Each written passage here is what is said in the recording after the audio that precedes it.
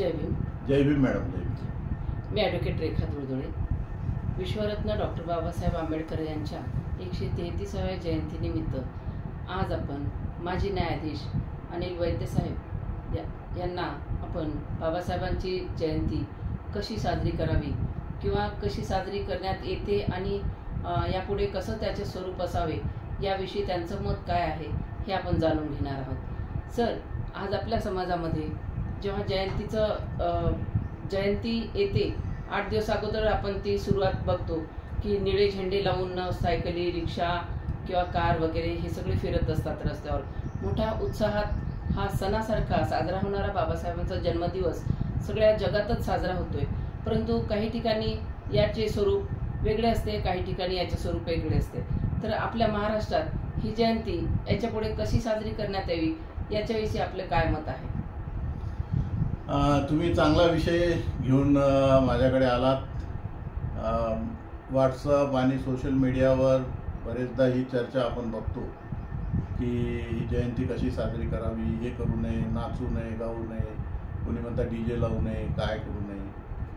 तर तुम्ही जे म्हटले की निळे झेंडे लावून जे वातावरण असते, तर मला असं वाटतं की निळे झेंडे लावून रिक्षाला आपल्याकडे लावतात, गाड्यांना काही ठिकाणी घरावरती लावतात. यात वावगं असं काही नाही. आपला स्वाभिमान दाखवण्यासाठी किंवा बाबासाहेबांची जयंती म्हणून एका सणासारखा, उत्सवासारखा त्याला साजरा करण्यासाठी झेंडे लावणं किंवा मिरवणूक काढणं याबाबत काही हरकत काही नाही. मला तर ते चांगलं वाटतं, म्हणजे करायला पाहिजे, याचा ॲडव्हर्स इफेक्ट काही नाही. परंतु सर, त्या व्यतिरिक्त आपण बाबासाहेबांच्या विचाराचे पाईक आहोत, आपण त्यांचे शिष्य आहोत. तर त्यांच्या विचाराचा प्रसार करण्यासाठी आपण याही व्यतिरिक्त इतर समाजाचा दृष्टिकोन लक्षात घेता आपण बौद्धिकरित्या काही कार्यक्रम राबवायला पाहिजे का, असं तुम्हाला वाटतं का? बिलकुलच ना. बौद्धिक कार्यक्रम काही प्रमाणात आपल्याकडे घेतात. डॉक्टर बाबासाहेब आंबेडकर जयंती निमित्त विविध ठिकाणी व्याख्यानांचं आयोजन केलं जातं. त्यानिमित्ताने बाबासाहेबांच्या जीवनावर, त्यांच्या सामाजिक, राजकीय जे विचार आहेत, धार्मिक विविध विचारांवर प्रकाश टाकला जातो. आणि असेच कार्यक्रम केले पाहिजेत की जेणेकरून बाबासाहेबांचं अंतरंग, बाबासाहेबांनी दिलेल्या दिशा त्या समाजाविषयीच नाही तर या देशाविषयी, या देशाच्या लोकशाहीविषयी जे जे त्यांनी विचार व्यक्त केले आहेत ते सर्व समाजापर्यंत. हो सर. त्यांच्या एकंदरीतच कार्याचा आढावा, माहिती हे सर्व समाजाला माहीत होणं गरजेचं आहे. उदाहरणार्थ तुम्हाला सांगतो की बाबासाहेबांचं महिलांविषयी जे कार्य आहे, महिलांना जे हिंदू कोड बिलाद्वारे एक पत्नीत्व मिळालं, त्यांना वारसांमध्ये हक्क मिळाले, त्यांना विधवेला लग्न करण्याचा, पुनर्विवाह करण्याचा हक्क नव्हता तो मिळाला, दत्तक घेण्याचा अधिकार मिळाला. हे जे अधिकार मिळाले हे काही बौद्ध महिला किंवा अनुसूचित जाती जमातीच्या महिलांपुरते नाही, तर समस्त महिलांना हे अधिकार मिळाले. तर ही माहिती समाजापर्यंत, महिलांपर्यंत गेली पाहिजे. असे अनेक विषय आहेत, लोकशाहीविषयी आहे, संविधानाविषयी आहे. तर या निमित्ताने सर्वांपर्यंत ही माहिती गेली पाहिजे. तर सोशल मीडियाद्वारे बाबासाहेबांचा विचारांचा प्रचार तर दररोज होतच असतो, मोठ्या प्रमाणावर होत आहे. परंतु प्रत्यक्ष कृती जसं की मिरवणूक काढणे, DJ वाजवणे, नाचणे, गाणे आणि एक मोठ्या थाटामाटात आपण बाबासाहेबांच्या विचाराचे लोक एकत्र येतो, आपली जनसंख्या, आपली शक्ती दाखवतो आणि इतर लोकांनाही आपण प्रभावित करतो की आहेच आंबेडकरीवादी समाज हा जो जागरूक आहे. तर ह्याविषयी आपल्याला काय म्हणायचं आहे? काही हरकत काही नाही त्यामध्ये. DJ वाजवणं किंवा मिरवणुकीमध्ये नाचत गात बाबासाहेबांच्या पुतळ्याला प्रतिमा, पुष्पहार अर्पण करतात. बऱ्याच ठिकाणी 14च्या ऐवजी 13च्या रात्री जसा 12चा ठोका पडतो त्यावेळी, आता नाशिक रोडला रात्रीच्या वेळी जो रेल्वे स्टेशनच्या बाहेर जो भव्य पुतळा आहे तिथे नाशिक रोड साधारणतः 3-4 किलोमीटर अंतर आहे, तिथे जातात. असं प्रत्येक ठिकाणी रात्रीच्या 12 वाजता 14 एप्रिल उजाडताच मिरवणुकीने जाण्याचं, किंवा काही ठिकाणी मग 14 एप्रिलला संध्याकाळच्या वेळी मिरवणुकीने जाण्याची परंपरा आहे. तर त्यामध्ये DJ म्हणजे काय, DJ हे मोठं वाद्य आहे, त्यामध्ये सर्जनशीलता, उत्साह हा असतो, आणि तो उत्साह जर त्या दिवशी द्विगुणित होत असेल तर हरकत काही नाही. फक्त माझं त्याला म्हणणं असं असेल की ते बिभत्स स्वरूपाचं नसावं. सांस्कृतिक अंग आपलं त्यामध्ये दिसलं पाहिजे, आणि त्यामध्ये गैरप्रकार होऊ नयेत. बरेचदा मद्यपान किंवा एकमेकाला धक्के लागणं हे वगैरे प्रकार नसावे. अगदी शिस्तबद्धपणे, व्यवस्थितपणे, आवाज जो आहे शासकीय नियमाचं पालन करून, वेळेचं बंधन करून. आपण बाबासाहेबांचे अनुयायी हो. बाबासाहेब हे कायद्याचे अभ्यासक होते. काय शक्यतो कायदा मोडायचा नाही. आपण बरेचदा आपण म्हणतो त्यांचं 12 वाजेपर्यंत चालतं, मग आमचं का नाही, 10चीच वेळ आम्हाला का. जी काही वेळ पोलिसांनी ठरवून दिली आहे त्या वेळेमध्ये पाळणं. ते इतर कसे वागतात याला महत्त्व नाही, तर आपण कसे वागतो याला महत्त्व आहे. आपण आदर्श निर्माण करूया कायदा पालनाचे. अशा रीतीने खरं डीजेला पण माझा काही विरोध नाही, पण एक त्यामध्ये गैरप्रकार व्हायला नाही. आणि डीजेचा आवाज ठरवलेला, त्याची जे लिमिट असते त्यामध्ये असायला पाहिजे. परवानग्या घेतल्या पाहिजे. काय होतं, बरेचदा पोलिसांच्या ज्या रिक्वायर्ड परवानग्या असतात, आता निवडणुका आहेत, आचारसंहिता लागलेली आहे, किंवा कधी कधी गावामध्ये तणाव असतो, त्यावेळी पोलीस स्टेशनची परवानगी पाहिजे असते. तिथे ते बंदोबस्तासाठी एकूण पोलीस पाठवतात. हे सर्व नियम पालन करून आपण कार्यक्रम केले पाहिजे, जेणेकरून कुठलाही वाद होणार नाही, कोणा दंगा होणार नाही, किंवा शांततेनं सर्व कार्यक्रम पार पडेल. हा जयंती करण्याचा हेतू काय आहे, तर बाबासाहेबांप्रती कृतज्ञता व्यक्त करणे हा हेतू आहे. त्यांच्या कार्याचा आढावा घेणे, त्यांच्यापासून आदर्श घेणे, त्यांना नमन करणे, त्यांना मंगलमैत्री करणे हा हेतू आहे. ह्यालाच अनुसरून मी पुढचा प्रश्न असा विचारेन साहेबांना की युवकांनी डॉक्टर बाबासाहेब आंबेडकरांच्या जयंतीचा सप्ताह हा बौद्धिक उपक्रमांना चालू करणारा किंवा बौद्धिक उपक्रमांना प्राधान्य देणारा असा काही उपक्रम राबवावा का? हो, जसे डिबेट वक्तृत्व स्पर्धा, डिबेटिंग आहे, तर त्या संदर्भात काही मार्गदर्शन. या निमित्त वक्तृत्व स्पर्धा आहे, किंवा वादविवाद स्पर्धा आहेत एखाद्या विषयावर, किंवा काव्य स्पर्धा आहे, किंवा काव्य संमेलन आहे, बरेचसे अशा रीतीचे परीक्षा आहे, स्पर्धा परीक्षा आहेत, किंवा काही मार्गदर्शक, काही प्रबोधन करणारे जे आपल्या समाजामध्ये पुढे गेलेले अधिकारी आहेत, ज्यांनी स्पर्धा परीक्षा पास केलेल्या आहेत, त्यांचं मार्गदर्शन, किंवा जे या क्षेत्रात काम करतात ते अधिकारी असो नसो, त्यांचे पण कार्यक्रम. एवढंच काय, उद्योग निर्माण करण्याबाबत, जीवन शैलीबाबत, कसं राहिलं पाहिजे, आपले आचार कसा असावा, आपलं वर्तणूक कशी असावी, हे पण मार्गदर्शन करणारे कार्यक्रम आयोजित करायला, म्हणजे ज्याला व्यक्तिमत्व विकास म्हणतात, अशा रीतीचे पण कार्यक्रम व्हावेत, बौद्धिक कार्यक्रम व्हावेत. आणि आठवडाभर हे बौद्धिक कार्यक्रम चालले तर ती खरी जयंती ठरेल. खरी जयंती ठरेल. आणि साहेब, ह्या निमित्तानं मोठ्या मोठ्या विचारवंतांना आपलं कार्यक्रमासाठी बोलावून समाजाला प्रबोधनात्मक काही विचार सांगण्याचे उपक्रम आपल्या भागामध्ये होत असतात. तर त्या बाबतीत तुम्हालाही अनेक ठिकाणी बोलवण्यात येतं, तर अशा बाबतीत किती फायदा होतो समाजाला? निश्चितच. आम्ही विद्यार्थी, मी नागपूरला शिकत असताना साधारण 87 पर्यंत आमच्या नागपूर विद्यापीठामध्ये, नागपूर विद्यापीठाचा जो ग्रंथालयाचा लायब्ररीचा हॉल आहे, तिथे दरवर्षी एखाद्या मोठ्या वक्त्याला बोलावून कार्यक्रम करायचो आम्ही.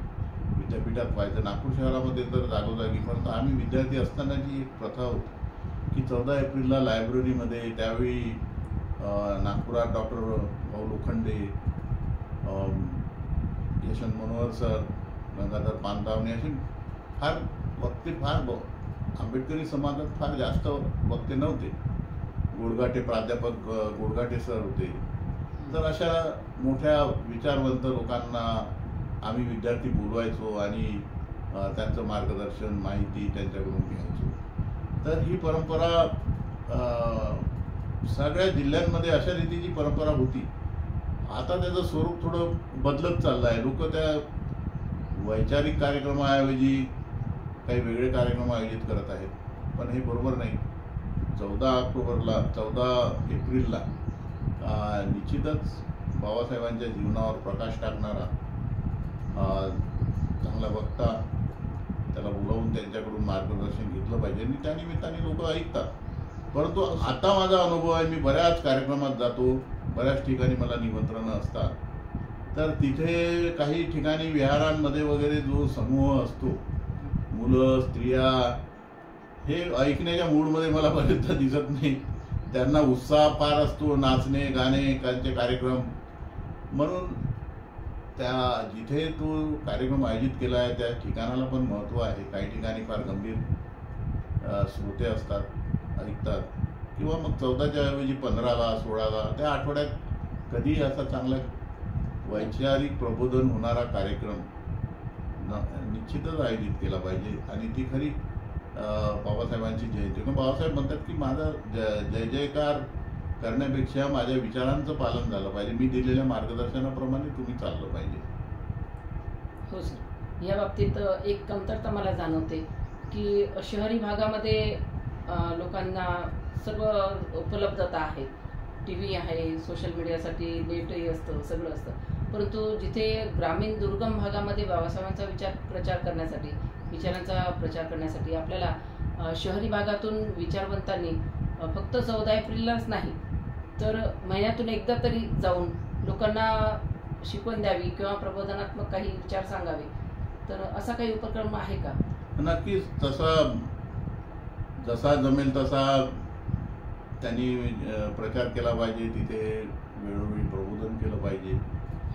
सर्वे, मी तर म्हणेल की त्या प्रत्येक गावाचा सर्वे झाला पाहिजे. त्या गावामध्ये शैक्षणिक परिस्थिती कशी आहे, शैक्षणिक परिस्थितीमध्ये कोण मागं पडलं, शाळा सोडून दिलेले विद्यार्थी किती आहेत, त्यांनी का सोडली, आणि कार्यकर्त्यांनी त्यावर लक्ष ठेवून शाळा सोडणारा किंवा न शिकलेला विद्यार्थी किंवा त्याच्या अडचणी लक्षात घेऊन घराघरातून ग्रॅज्युएट कसा होईल विद्यार्थी, यासाठी दक्ष असलं पाहिजे. निवड भाषणं देऊन यांनी होणार नाही. तर हा एक कन्स्ट्रक्टिव्ह कार्यक्रम, सर्वेक्षणात्मक कार्यक्रम व्हायला पाहिजे. आणि ही जबाबदारी प्रत्येक गावातल्या कार्यकर्त्यांनी घेतली की आधी त्यांनी सर्वे करावा. तर 14 एप्रिलच्या निमित्ताने, जयंतीच्या निमित्ताने हा उपक्रम जर सुरू केला की या गावामध्ये आपली किमान अनुसूचित जाती जमाती, OBC हे सर्वच आपली मंडळी आहे. परंतु त्यापैकी एक टार्गेट धरलं, एकदा अनुसूचित जाती जमाती याचा जर सर्वे करून किंवा समस्त गावाचा सर्वे करून किती विद्यार्थी शिकत आहेत, किती शिकले, किती लोक शाळा सोडतात, कोणाच्या काय अडचणी आहे, याचा जर एक सर्वे केला आणि त्यानुसार जर त्यावर उपाययोजना करण्याचं ठरवलं तर तो खरा समाजाचा, गावाचा, देशाचा विकास होईल. सरकारच्या योजना येतात आणि जातात, परंतु त्या प्रत्येक घराघरात नेण्याची जबाबदारी सुद्धा आपण स्वीकारली पाहिजे. जयंती आली, जयंती साजरी केली, महापरिनिर्वाण दिन आला तो केला, 14 ऑक्टोबर धम्मचक्र परिवर्तन दिन आला तो केला, बुद्ध जयंती आली तो साजरा केला, बाकी मग कन्स्ट्रक्टिव्ह काम काहीच होऊ नये, हे सुद्धा बरोबर आहे. त्यासाठी टीमवर्क करायला हवं आणि त्यासाठी प्रत्येकाने जागरूक असायला हवं. तर ह्याची जबाबदारी आपल्या सर्वांवरच आहे की आपण ग्रामीण भागामध्ये बाबासाहेबांच्या विचारांना घेऊन जाऊया. तिथे बुद्ध विहार तर असतो, परंतु त्याच्यामध्ये लायब्ररी नसते, पुस्तकं नसतात. पण आजकाल सोशल मीडियावर लोक वाचतात, परंतु सगळ्यांना तो विषय समजेलच असं नाही. परंतु आपण जाऊन त्यांना थोडंसं मोटिवेट केलं तर ते नक्कीच जागरूक होतील आणि ह्यापुढे बाबासाहेबांची जयंती वेगळ्या पद्धतीने साजरी होण्यास सुरुवात होईल. तर सर, नक्कीच पुस्तकं वाचण्याचं जे प्रमाण आहे ते आंबेडकरी समाजामध्ये खूप मोठ्या प्रमाणात आहे वास्तविक. परंतु तो वाचणारा जो वयोगट आहे तो यंगस्टर जो आहे तो कमी आहे. कारण आता मोबाईलचा जमाना निघाल्यामुळे सोशल मीडिया लोक उघडतात, त्यामध्ये यूट्यूबवरची भाषणं किंवा सोशल मीडियात येणारी माहिती वाचतात आणि बरेचसे यंगस्टरमध्ये मला ते दिसत पण नाही. हे वाईट लक्षण आहे. सामाजिक जाणीव, बाबासाहेबांची जे सेल्फ रिस्पेक्टची, आत्मसन्मान, स्वसन्मान चळवळ जी आहे, आपण काय आहो, आपण कोण होतो, म्हणजे आपला जो इतिहास आहे, असे म्हणतात ना, ज्याला इतिहास माहीत नाही तो इतिहास बनवू शकत नाही. ही सर्व माहिती तुम्हाला असली पाहिजे, कारण उद्या कसा येईल हा सांगता येत नाही. त्यामुळे प्रत्येक कुटुंबातल्या मुलांना, मुलींना आपल्या चळवळीचा इतिहास माहीत असला पाहिजे. आपल्याला काय करायचं ते पण माहीत असलं पाहिजे. त्यामुळे पुस्तकं वाचली पाहिजे. सोशल मीडियासुद्धा बघताना आपल्या चांगलं आहे. मोबाईलवर इतकी उपयुक्त माहिती आहे. सोशल मीडियाची खूप छान छान माहिती सोशल मीडियाच्याद्वारे उपलब्ध आहे. त्यावेळी बाबासाहेबांना संस्कृत शिकू दिलेलं नव्हतं. त्यांनी मग पार्शियन शिकायला प्रवेश घेतला होता. बाबासाहेबांना म्हणतात 9 भाषा येत होत्या. तर आज मोबाईलद्वारे, गुगलद्वारे, यूट्यूबद्वारे जी माहिती मिळते आहे, ती माहिती त्या काळात नव्हती.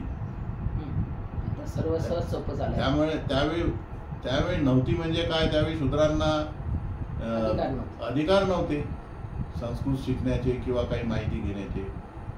गुरूंना त्यावेळी मोठी दक्षिणा द्यावी लागायची. आमच्या गावाला जेव्हा आमचे वडील शिकले, मोठे वडील आमचे, तर तिथे एक बाहेरच्या गावावरून ब्राह्मणाला, शिक्षकाला बोलवायचे, त्याला दक्षिणा द्यायची आणि त्याला विनंती करायची की आम्हाला शिकवा. त्यावेळी शाळा नव्हत्या गावांमध्ये, परंतु 1-2-4 लोक बसून असं अक्षर ज्ञान करायचे. माझे वडील तर ग्रॅज्युएटपर्यंत, नंतर BA झाले होते, परंतु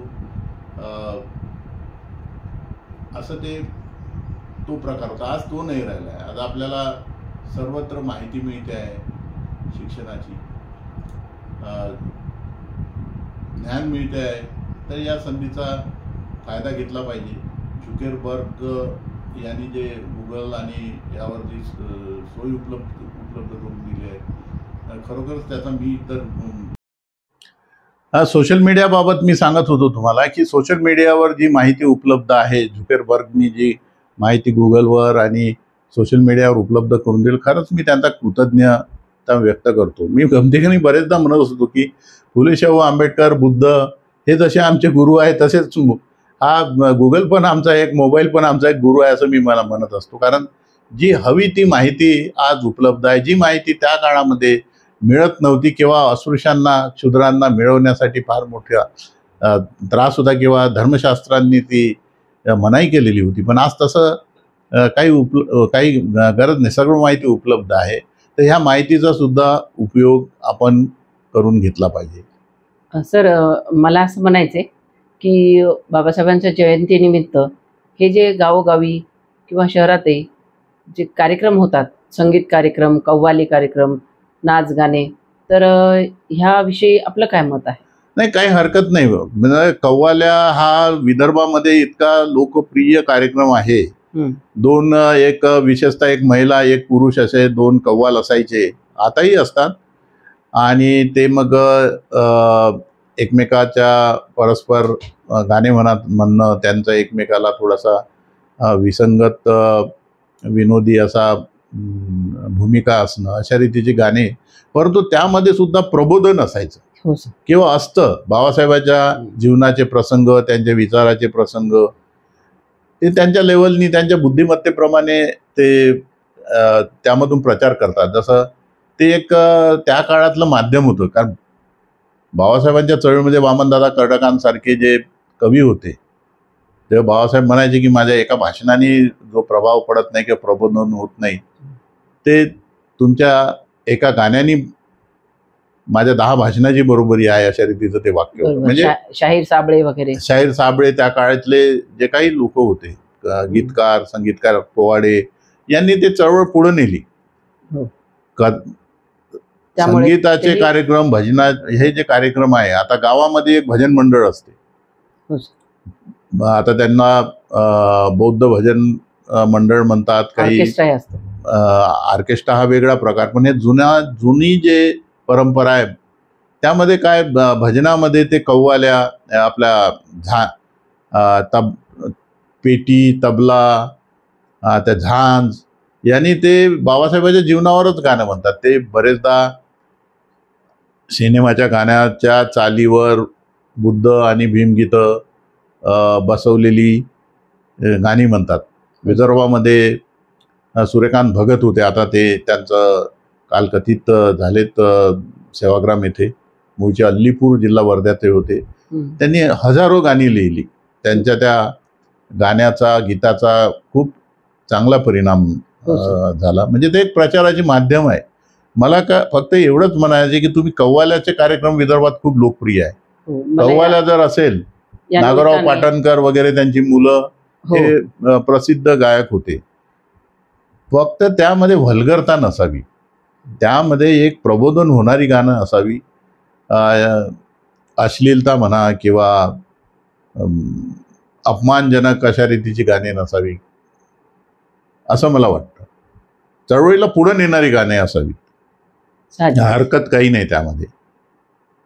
धन्यवाद सर, आपण आज आम्हाला अतिशय मोलाची माहिती दिली आणि आपल्या मार्गदर्शनावर ह्याच्या पुढची जयंती आम्ही बौद्धिकरित्या कसे बाबासाहेबांच्या विचारांचा प्रचार करावा यासाठी आपलं मोलाचं मार्गदर्शनाचं आम्ही अनुकरण करूया.